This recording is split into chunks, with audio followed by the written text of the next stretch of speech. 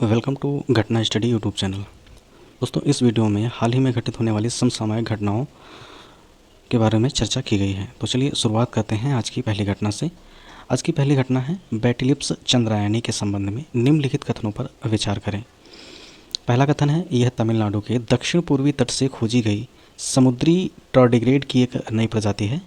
और दूसरा कथन है, इसमें एक समलंबाकार का सिर और तेज नोक वाली संवेदी रीढ़ वाली 4 जोड़ी टांगें होती हैं। पूछा गया है, उपर्युक्त दिए गए कथनों में से कौन सा कथन सही है। ऑप्शन सी राइट आंसर है। पहला और दूसरा दोनों कथन सही हैं। बैटिलिप्स चंद्रायणी यह तमिलनाडु के दक्षिण पूर्वी तट से खोजी गई समुद्री टर्डिग्रेड की एक नई प्रजाति है और इसमें एक समलंबा आकार का सिर और तेज नोक वाली संवेदी रीढ़ वाली 4 जोड़ी टांगें होती हैं। इस प्रश्न का स्पष्टीकरण है, तमिलनाडु के दक्षिण पूर्वी तट पर एक नई समुद्री टर्डिग्रेड प्रजाति बैटिलिप्स चंद्रायणी पाई गई। चंद्रयान 3 चंद्रमा मिशन के नाम पर इसका नाम रखा गया। यह भारत की वैज्ञानिक खोजों को जोड़ता है। इसके जल में जैव विविधता की समृद्धि को प्रदर्शित करता है। दूसरा कथन भी सही है क्योंकि बैटिलिप्स चंद्रायणी विशिष्ट विशेषताओं को प्रदर्शित करता है, जिसमें एक ट्रेपेजाइड आकार का सिर और तेज नुकीली संवेदी रीढ़ के साथ 4 जोड़ी एलईडी शामिल हैं। इसकी खोज समुद्री जैव विविधता की हमारी समझ में योगदान देती है, जो टर्डिग्रेड्स की अनूठी विशेषताओं को उजागर करती है। अभी हाल ही में समाचारों में रहा था, नई समुद्री टर्डिग्रेड प्रजाति बैटिलिप्स चंद्रायणी ये तमिलनाडु के दक्षिण पूर्वी तट पर खोजी गई, जिसका नाम चंद्रयान 3 मिशन के नाम पर रखा गया। अगला प्रश्न है, निम्नलिखित कथनों पर विचार करें। पहला कथन है, दूध की पैदावार बढ़ाने के लिए मवेशियों पर ऑक्सीटोसिन का उपयोग एक सुरक्षित और स्वीकार्य अभ्यास है। और दूसरा कथन है, ऑक्सीटोसिन एक प्राकृतिक हार्मोन है और इसका उपयोग केवल स्तनपान के दौरान शरीर के स्वयं के उत्पादन की नकल करता है। उपयुक्त कथनों के संबंध में निम्न में से कौन सा कथन सही है। ऑप्शन डी राइट आंसर है। यहाँ पे कथन पहला गलत है लेकिन कथन दूसरा सही है। कथन दूसरा सही है, ऑक्सीटोसिन एक प्राकृतिक हार्मोन है और इसका उपयोग केवल स्तनपान के दौरान शरीर के स्वयं के उत्पादन की नकल करता है। पहला कथन गलत है क्योंकि जबकि ऑक्सीटोसिन एक प्राकृतिक हार्मोन है, इसका अत्यधिक या इसके प्राकृतिक उत्पादन चक्र के बाहर उपयोग मवेशियों के हार्मोनल संतुलन को बाधित करता है। इससे गर्भाशय में संक्रमण और प्रजनन संबंधी समस्याओं सहित पशु के लिए स्वास्थ्य समस्याएं पैदा हो सकती हैं। दूसरा कथन सही है क्योंकि ऑक्सीटोसिन दूध उत्पादन को प्रोत्साहित करने में हार्मोन के प्राकृतिक कार्य की नकल करता है। हालांकि यह इसके दुरुपयोग को उचित नहीं ठहराता क्योंकि अत्यधिक या लंबे समय तक उपयोग के हानिकारक परिणाम होते हैं। इसलिए कथन पहला सही नहीं है और कथन दूसरा सही है। समाचारों में अभी दिल्ली उच्च न्यायालय ने शहर के डेयरी फार्मों में ऑक्सीटोसिन के उपयोग पर पुलिस कार्रवाई का निर्देश दिया था। अगला प्रश्न है, विश्व प्रेस स्वतंत्रता सूचकांक यानी कि वर्ल्ड प्रेस फ्रीडम इंडेक्स 2024 के संबंध में निम्नलिखित कथनों पर विचार करें। पहला कथन है, वार्षिक वर्ल्ड प्रेस फ्रीडम इंडेक्स 2024 में 180 देशों में भारत 159वें स्थान पर है। और दूसरा कथन है, इसे विश्व प्रेस स्वतंत्रता दिवस पर प्रकाशित किया गया है।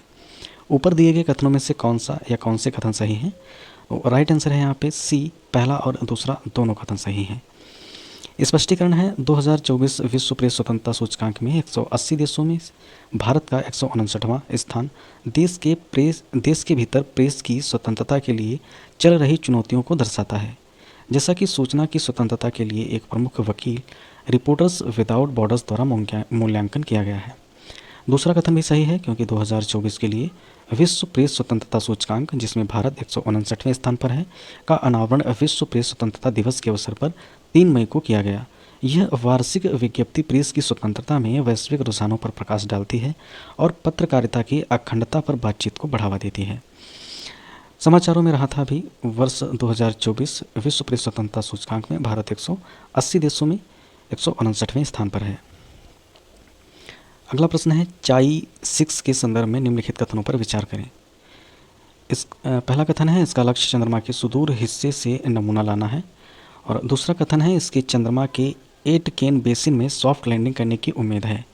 तीसरा कथन है, इसमें पाकिस्तान द्वारा विकसित क्यूबसैट ICUBE क्यू ऑर्बिटर शामिल था। पूछा गया है, उपयुक्त में से कौन सा कथन सही है।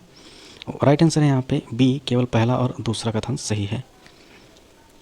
पहला कथन है चाई ई सिक्स, सॉरी इसके तीनों कथन सही हैं, क्योंकि पहला है चाई ई सिक्स को चंद्रमा के सुदूर हिस्से से नमूने एकत्र करने के लिए डिज़ाइन किया गया है, जो चंद्र अन्वेषण में एक अग्रणी प्रयास है। यह मिशन अभूतपूर्व नमूना पुनर्प्राप्ति के माध्यम से चंद्रमा की संरचना और भूवैज्ञानिक इतिहास के बारे में हमारी समझ का विस्तार करना चाहता है। दूसरा कथन सही है, क्योंकि एटकेन बेसिन में उतरने के लिए तैयार चंद्रयान E6 का लक्ष्य चंद्रमा के दक्षिणी ध्रुव पर सॉफ्ट लैंडिंग करना है। यह क्षेत्र वैज्ञानिक महत्व रखता है, जो चंद्र भूविज्ञान और संभावित रूप से जल बर्फ जमाव में अंतर्दृष्टि प्रदान करता। तीसरा कथन भी सही है, क्योंकि पाकिस्तान द्वारा विकसित क्यूबसेट ICU-BE क्यू ऑर्बिटर का समावेश अंतरिक्ष अन्वेषण में अंतर्राष्ट्रीय सहयोग को दर्शाता है। अपने कॉम्पैक्ट आकार और मानवीकृत डिजाइन के लिए प्रसिद्ध क्यूबसेट अंतरिक्ष अभियानों के भीतर विविध अनुसंधान उद्देश्यों में योगदान करते हैं। अभी हाल ही में समाचारों में रहा था, चीन के 8 टन से अधिक वजनी चॉन्ग E6 चंद्रयान का सफलतापूर्वक परीक्षण किया गया, जो चंद्र अन्वेषण में मील का पत्थर साबित हुआ है। अगला प्रश्न है स्पाइसेस बोर्ड इंडिया SBI के संदर्भ में निम्न कथनों पर विचार करें। पहला कथन है भारतीय मसाला बोर्ड को अब सिंगापुर और हांगकांग के लिए मसाला निर्यात करने के लिए एथिलीन ऑक्साइड यानी कि ETO परीक्षण की आवश्यकता है। दूसरा कथन है यह निर्यात प्रोत्साहन के लिए जिम्मेदार एक स्वायत्त निकाय है। तीसरा कथन है यह कृषि मंत्रालय के अधीन कार्य करता है। अब पूछा गया है उपरोक्त में से कितने कथन सही हैं, तो राइट आंसर है यहाँ पे केवल 2 कथन सही हैं, ऑप्शन बी राइट आंसर है, क्योंकि भारतीय मसाला बोर्ड को अब सिंगापुर और हांगकांग के लिए मसाला निर्यात के लिए एथिलीन ऑक्साइड परीक्षण की आवश्यकता है।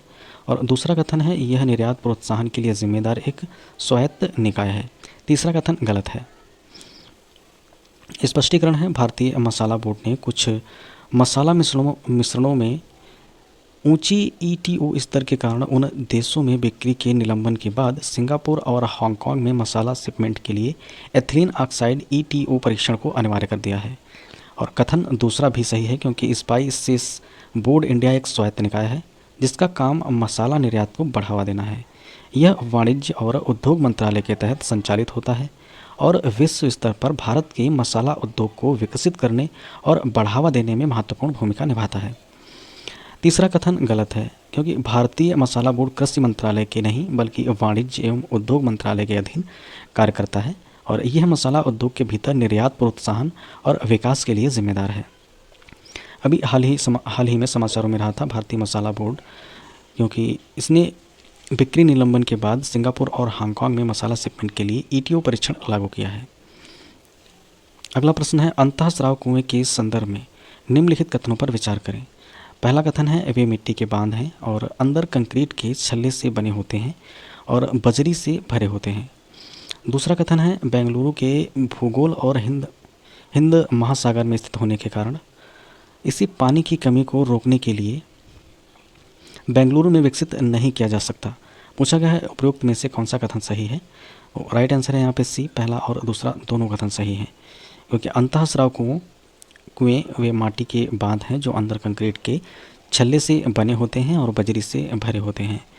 दूसरा है बेंगलुरु के भूगोल और हिंद महासागर के स्थिर होने के कारण इसी पानी की कमी को रोकने के लिए बेंगलुरु में विकसित नहीं किया जा सकता। स्पष्टीकरण है, सॉरी इसका दूसरा कथन गलत है।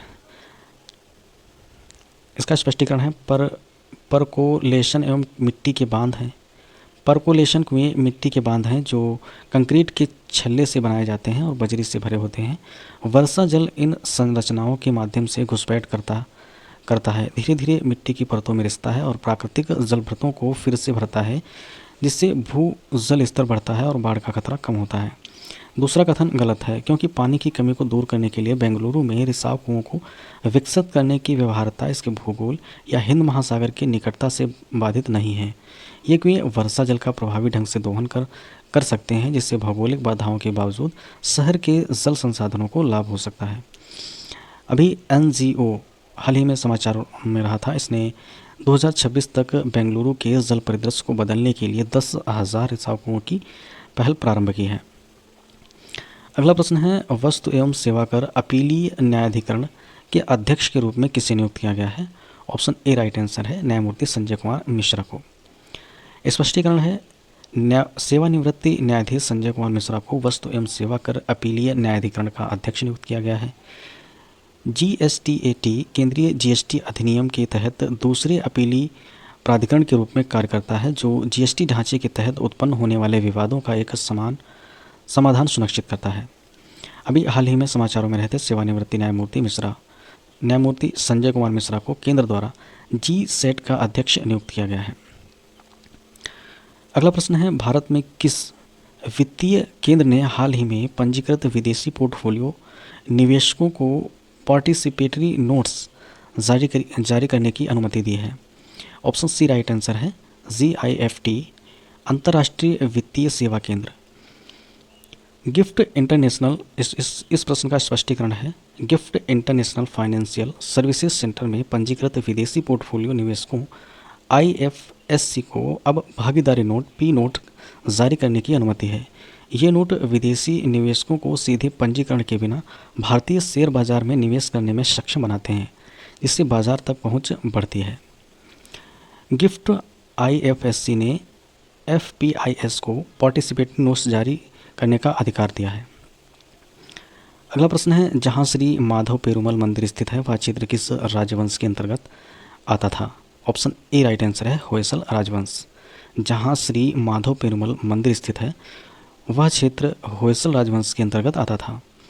इस प्रश्न का स्पष्टीकरण है, भवानी सागर बांध से जलमग्न श्री माधव पेरुमल मंदिर ने तमिलनाडु के कोंगू क्षेत्र को कर्नाटक और केरल से जोड़ने वाले 10,000 वर्ष पुराने व्यापार मार्ग का खुलासा किया। 1338 में वीरा सिद्धा केथथया धंदा नायक द्वारा निर्मित यह होयसल शासन के तहत थोंड्रेश्वर मुदिरा भगवान शिव का सम्मान करता है। यह अभी हाल ही में समाचारों में रहा था। जलमग्न श्री माधव पेरुमल मंदिर में शिलालेखों से प्राचीन व्यापार मार्ग का पता चला है। अगला प्रश्न है, बाढ़ क्षेत्र जोनिंग का क्या उद्देश्य है? बाढ़ क्षेत्र जोनिंग से उद्देश्य है बाढ़ की आशंका वाले क्षेत्रों का सीमांकन करना। ऑप्शन डी राइट आंसर है। बाढ़ क्षेत्र जोनिंग का उद्देश्य बाढ़ के प्रति संवेदनशील क्षेत्रों को नामित करना, बाढ़ से होने वाले नुकसान को कम करने के लिए अनुमेय विकास को चित्रित करना है। इसका उद्देश्य नदी के किनारे भूमि उपयोग को विनियमित करना, सुरक्षा सुनिश्चित करना और समुदायों और बुनियादी ढांचे के लिए बाढ़ से उत्पन्न जोखिमों को कम करना है। NGT ने बाढ़ क्षेत्र अतिक्रमण से गंगा नदी को खतरा होने की चेतावनी दी है। तो थैंक्स फॉर वॉचिंग फ्रेंड्स।